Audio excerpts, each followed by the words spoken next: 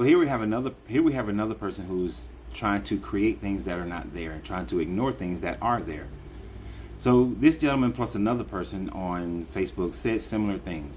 Wrong, Adam was newly created and was immortal. After sin, he lost his immortality, and people ages lessen. This is in regards to them not living 900 years and so on and so forth. All right, here's the problem with that, and you got to think through this logically. If Adam's body was made to be immortal, then what was the purpose of having the tree of life in the garden? Your book says that there were two trees in the garden. This is Genesis chapter 2. Two trees were in the garden, the tree of knowledge of good and evil and the tree of life. Adam and Eve were allowed to eat from every tree in the garden except for the tree of knowledge of good and evil. Therefore, they were allowed to eat from the tree of life, meaning that they had to eat something special in order to sustain their body, to regenerate their body, to allow their bodies to remain youthful. That's the tree of life, according to this story. Now, at the end of, when they then so-called sinned against this deity and they were disobedient, they got kicked out of the garden. What did this deity Yahweh, El, Jehovah, Enlil say? He said that now that man has become like us, he has to be out of the garden, because at least we let him eat from the tree of life and he lived forever.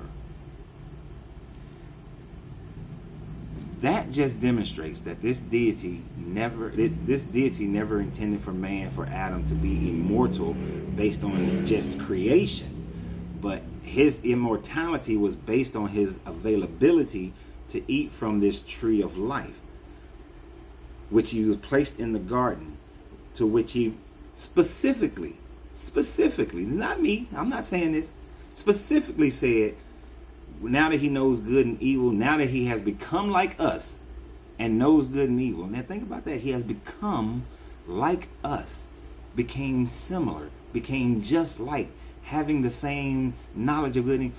Now we got to kick him out of the garden to ensure that he doesn't eat from the tree of life anymore. Now in the Sumerian version, this eating of the tree of life was knowing the technologies and science of the Anunnaki, and Enlil was afraid that they would then begin to overthrow the Anunnaki if they were able to know and have the same technological advances that they had, which we can see how that functioned throughout history in itself. The more the natives in America gained the access to guns and horses, they were able to fight against the colonists. The more people become technologically equal, then it allows for the ones who want to be superior to be dominated. This is the same situation.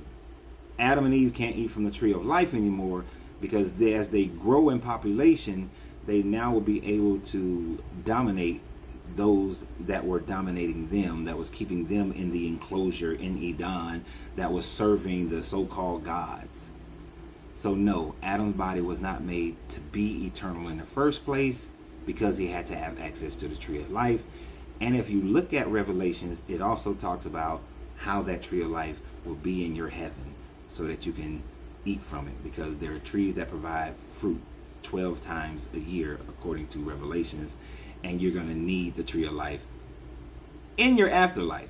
So even then, you don't have an eternal body according to this story, which is one of the reasons why I walked away from this story. So remember that always, you got to free yourself to be yourself, because your greatness is non-negotiable. Good journey, good vibration, and a good gift.